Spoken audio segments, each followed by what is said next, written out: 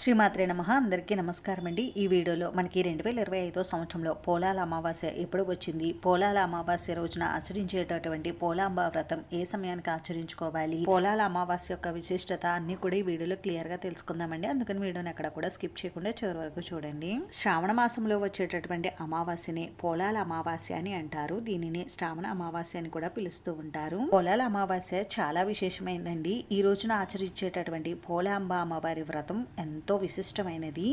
ఈ రోజున ఎవరైతే సంతాన రక్షణ కోసం, సౌభాగ్యం కోసం, ఇంకా సంతానం కోసం ఎదురు చూస్తూ ఉంటారో వారు తప్పకుండా ఈ పోలాల అమావాస్య రోజున పోలాంబ వ్రతాన్ని ఆచరించాలి. వివాహమయ్యి చాలా సంవత్సరాలైన సంతానం కలగకుండా బాధపడేవారు ఈ రోజున పోలాల అమావాస్య వ్రతాన్ని ఆచరించడం వల్ల మీకు త్వరలో సంతాన యోగం అనేది కలుగుతుంది.